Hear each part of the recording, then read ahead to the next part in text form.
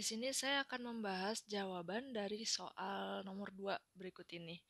Soalnya yaitu, hutan mangrove di perairan Indonesia bermanfaat untuk mencegah terjadinya abrasi. Namun keberadaan hutan mangrove di Indonesia semakin menipis. Hal tersebut terjadi karena banyaknya area hutan mangrove yang beralih fungsi untuk pemenuhan kebutuhan komersial. Langkah yang harus dilakukan pemerintah untuk mencegah kerusakan hutan mangrove adalah A. Menyiapkan lahan pengganti, B. Menghijaukan kembali hutan mangrove, C. Menghukum pelaku pengerusakan hutan mangrove, D. Mengadakan lomba penulisan tentang hutan mangrove, ataukah yang E, yaitu membuat peraturan perundang-undangan tentang pengelolaan hutan mangrove.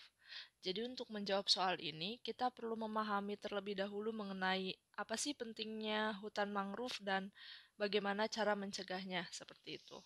Jadi langsung saja kita bahas. Hutan mangrove atau hutan bakau merupakan hutan yang berlokasi di air payau serta dipengaruhi oleh pasang surutnya gelombang air laut. Hutan mangrove juga berperan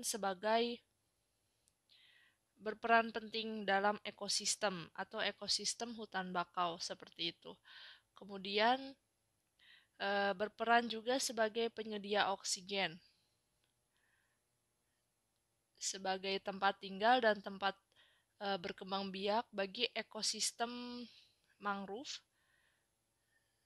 ekosistem hutan mangrove, serta melindungi pantai dari abrasi oleh gelombang air laut.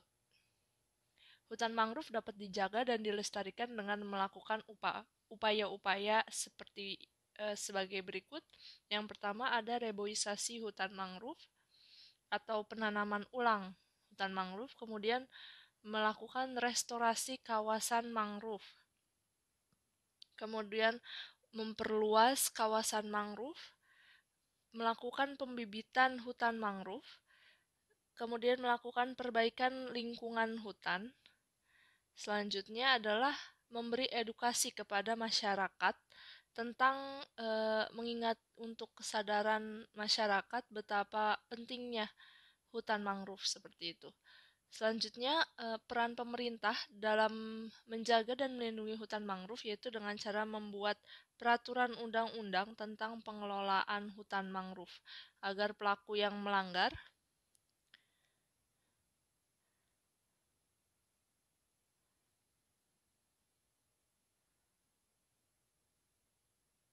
dapat diberikan sanksi